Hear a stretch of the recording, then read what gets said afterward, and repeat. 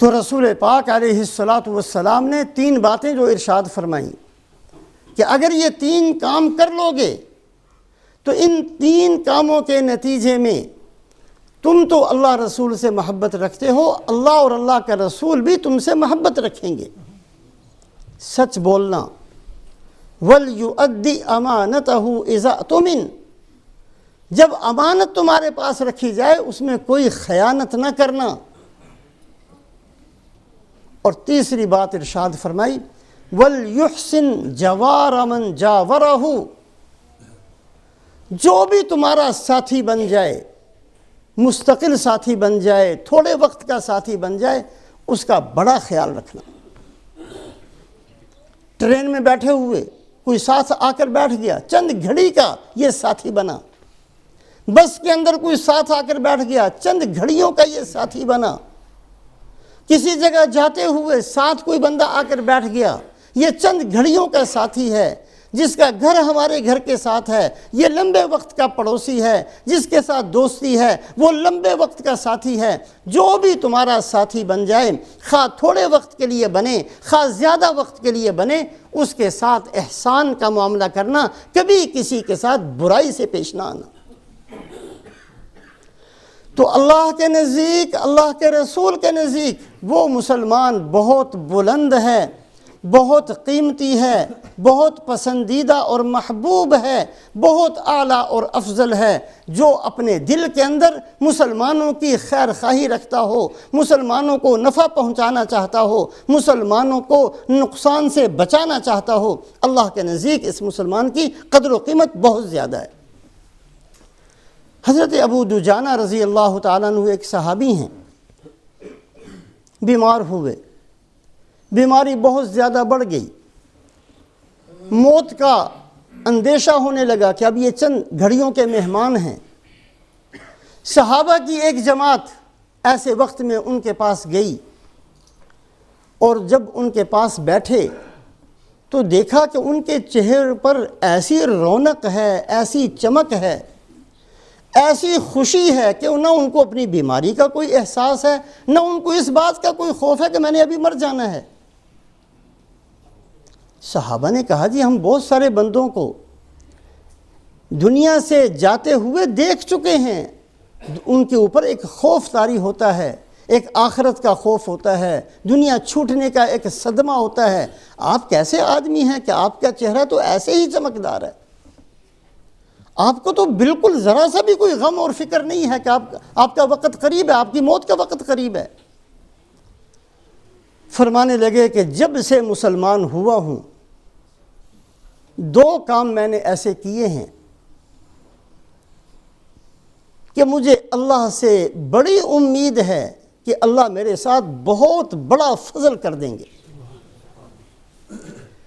جب سے مسلمان ہوا ایک کام تو میں نے یہ کیا کہ نہ میں نے کوئی فضول زبان سے بات کی، نہ کوئی عمل کیا۔ میں فضولیات میں کبھی نہیں مبتلا ہوا، بیکار بیہودہ بات کبھی بھی میری زبان سے نہیں نکلی، فضول کام میں نے کبھی بھی نہیں کیا۔ ہر کام سے پہلے میں نے سوچا ہے، ہر بات کے کہنے سے پہلے میں نے سوچا ہے کہ یہ میرا کام لکھا جائے گا، یہ میری بات لکھی جائے گی، مجھے اس کا حساب دینا ہے۔ کبھی میں کسی فضول کام کے اندر اور کسی فضول بات کے اندر مبتلا نہیں ہوا جب سے مسلمان ہوا ہوں۔ اور دوسری بات یہ کہ جب سے میں مسلمان ہوا ہوں کبھی بھی میرے دل کے اندر کسی مسلمان کے بارے میں میل نہیں آیا۔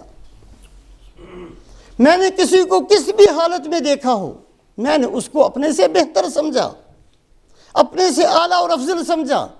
اگر کسی کو گناہ کرتے ہوئے بھی میں نے دیکھا ہے تو میں نے اپنے آپ کو سمجھایا کہ آج تو یہ گناہ کر رہا ہے، ہو سکتا ہے اس کے بعد یہ ایسی توبہ کرے کہ مجھ سے کیا ساری دنیا والوں سے آگے نکل جائے اور میرے خاتمے کا کوئی پتہ نہیں۔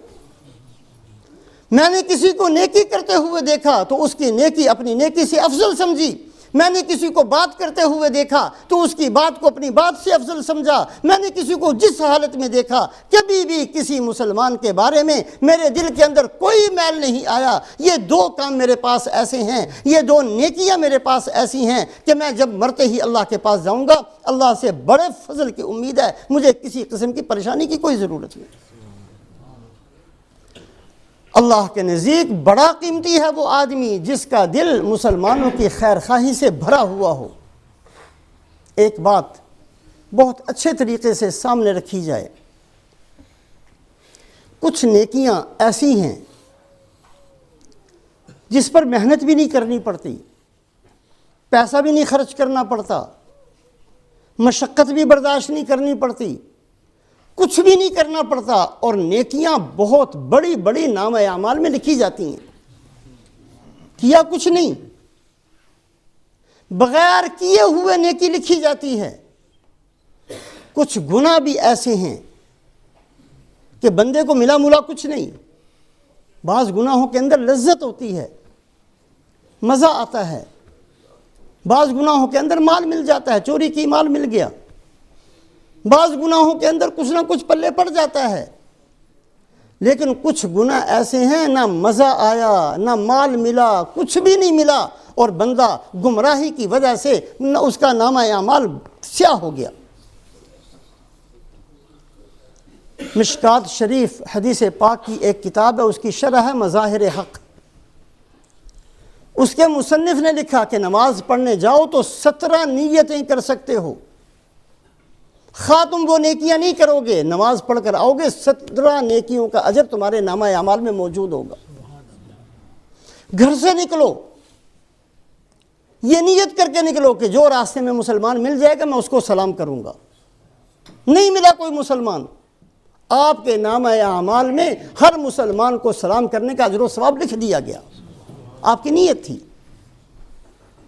نیت کر کے نکلو میں گھر سے مسجد جا رہا ہوں نماز پڑھنے کے لیے، راستے میں اگر کوئی تکلیف دینے والی چیز مجھے نظر آ گئی میں اس کو ہٹا دوں گا۔ آپ نے گھر سے لے کر مسجد تک کا سفر کر لیا، کوئی چیز آپ کو نظر نہیں آئی جو راستے میں تکلیف دینے والی ہو، راستہ صاف تھا، لیکن آپ کی نیت چونکہ یہ تھی کہ اگر کوئی چیز مجھے ایسی نظر آ گئی میں نے اس کو ہٹا دینا ہے، اس نیت کی وجہ سے راستے سے تکلیف دہ چیز ہٹانے کا اجر و ثواب آپ کے نامہ اعمال میں لکھ دیا گیا۔ آپ نے گھر سے نکلتے ہوئے نیت کی اگر کوئی مسلمان مجھے مل گیا جو مجھ سے زیادہ جاننے والا ہوگا، میں اس سے دین کی کوئی نہ کوئی بات سیکھ لوں گا۔ آپ کو کوئی بندہ نہیں ملا، آپ کے نامہ اعمال میں دین سیکھنے کا اجر و ثواب لکھ دیا گیا۔ آپ نے نیت کی راستے میں کوئی بیمار مل گیا میں اس کی تیمارداری کروں گا، کوئی بیمار راستے میں نہیں ملا، آپ کی نیت کی وجہ سے اس کی تیمارداری کا اجر و ثواب آپ کو مل گیا۔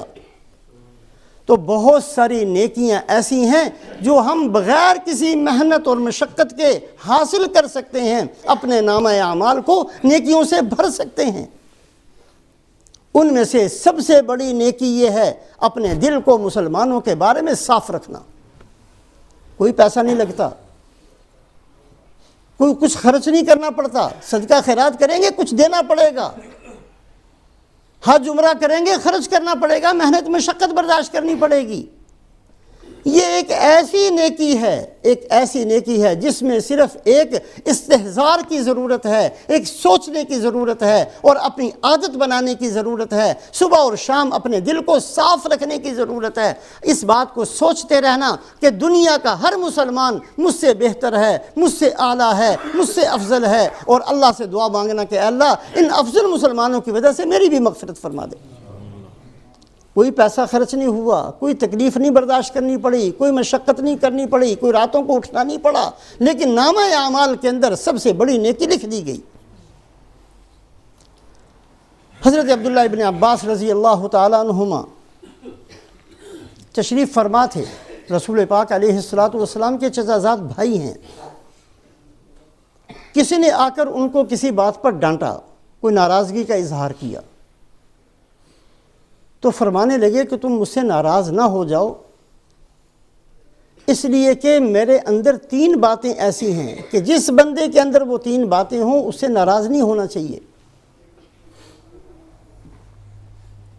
ایک بات تو میرے اندر یہ ہے کہ کسی بھی قرآن پاک کی آیت شریفہ کے بارے میں جب میں کسی آیت شریفہ کو پڑھتا ہوں میرے دل کے اندر یہ جذبہ ہوتا ہے کہ اس کے بارے میں جتنا علم میرے پاس ہے ہر مسلمان کے پاس ہونا چاہیے۔ حضرت عبداللہ ابن عباس کے پاس قرآن پاک کی تفسیر سب سے زیادہ تھی، رئیس المفسرین ہے، اس امت میں جتنے تفسیر لکھنے والے ہیں سب کے سردار ہیں حضرت عبداللہ ابن عباس۔ اور اس کی وجہ یہ تھی کہ حضرت میمونہ رضی اللہ تعالیٰ عنہ جو ازواج مطہرات میں ہیں یہ ان کی خالہ ہیں، یہ اپنی خالہ کے ہاں تشریف فرما تھے۔ رسول پاک علیہ السلام کی باری کا دن تھا، آپ رات کو تشریف لائے، تھوڑا سا آپ نے آرام کیا، جلدی سے اٹھے اور آپ صلی اللہ علیہ وسلم جب باہر تشریف لے گئے استنجا وغیرہ کے لیے، انہوں نے دیکھا انہوں نے جلدی سے وضو کا پانی رکھ دیا، بچے تھے۔ آپ صلی اللہ علیہ وسلم نے آ کر دیکھا کہ وضو کا پانی رکھا ہوا ہے، خوشی کا اظہار فرمایا، پوچھا یہ پانی کس نے رکھا؟ حضرت میمونہ رضی اللہ تعالیٰ عنہ نے فرمایا یہ میرے بھانجے عبداللہ ابن عباس نے رکھا۔ آپ صلی اللہ علیہ وسلم نے اسی وقت تہجد کے وقت میں دعا مانگی، اللہم فقہہ فی الدین، اے اللہ دین کی سمجھ اس کو عطا فرما، دین کا علم اس کو عطا فرما، قرآن اور حدیث کا علم اس کو عطا فرما، جس کی وجہ سے بہت بڑے عالم تھے، آپ کی موجودگی میں فتویٰ دیا کرتے تھے۔ تو ایک تو کہا میرے اندر یہ بات ہے، جتنا علم کسی بھی آیت شریفہ کے بارے میں میرے پاس ہے، میری دل کا جذبہ ہے، میرے دل کے اندر یہ چیز ابھرتی ہے، پیدا ہوتی ہے کہ کاش اتنا علم ہر مسلمان کے پاس ہو، کچھ خرچ نہیں کرنا پڑا، کچھ دینا نہیں پڑا کسی کو، لیکن ساری دنیا کے انسانوں کو عالم بنانے کا اجر و ثواب مل گیا حضرت عبداللہ ابن عباس کو۔ کہا دوسری بات، جب میں دیکھتا ہوں کہ کوئی آدمی، کوئی قاضی فیصلہ کرنے والا اچھا فیصلہ کرتا ہے مجھے بڑی خوشی ہوتی ہے، میں اس کے لیے دعائیں کرتا ہوں، حالانکہ میں نے زندگی میں کبھی اپنا کوئی فیصلہ اس سے نہیں کروانا، لیکن اس کی خوبی مجھے اچھی لگتی ہے اور اس کی وجہ سے میں اس کے لیے دعا کرتا ہوں۔ اور تیسری بات یہ کہ جہاں میں دیکھتا ہوں سنتا ہوں کہ فلاں علاقے پر بارش ہوئی جس کی وجہ سے وہاں کے رہنے والے قحط سے بچ گئے اور اللہ نے ان کو اچھی فصلیں دی ہیں، مجھے اس پر بھی بڑی خوشی ہوتی ہے، حالانکہ میرا اس علاقے سے کوئی تعلق نہیں ہے۔ یہ وہ ساری باتیں اور اس جیسی بیسیوں باتیں ایسی ہیں جو رسول پاک علیہ السلام کی تربیت کا حصہ تھیں۔ ایک صحابی کے دل کے اندر خیر خواہی تھی، ساری دنیا کے انسانوں کے لیے خیر خواہی کا جذبہ ان کے دل کے اندر موجود تھا، اور ساری دنیا کی نیکیاں اسی وجہ سے ان کے نامہ اعمال کے اندر موجود تھی۔ بہت ساری نیکیاں ایسی ہیں کچھ نہیں کرنا پڑتا، صرف اپنی فکر، اپنی سوچ بدل کر ایک مسلمان بن کر اگر ہم نے جینا شروع کیا تو وہ بہت ساری نیکیاں ہم اپنے نامہ اعمال کے اندر لکھوا سکتے ہیں بغیر کسی محنت کے، اور بغیر کسی محنت کے ان گناہوں سے بچ سکتے ہیں جو بہت سارے خام خواہ ہمارے نامہ اعمال میں لکھ دیے جاتے ہیں۔ اللہ پاک ہم سب کو توفیق نصیب فرمائے اپنے دلوں کے اوپر اس بات کی محنت کرنا کہ کسی بھی مسلمان کے بارے میں میرے دل میں بدخواہی نہ ہو، برائی کا جذبہ نہ ہو، کسی کی نفرت نہ ہو، کسی کے بارے میں بغض نہ ہو، کسی کے بارے میں عداوت نہ ہو۔ میں ہر دنیا کے مسلمان کو اپنے سے بہتر سمجھوں، ہر دنیا کے مسلمان کے لیے خیر خواہی کا جذبہ رکھوں۔ اللہ پاک مجھے اور آپ کو عمل کی توفیق نصیب فرمائے۔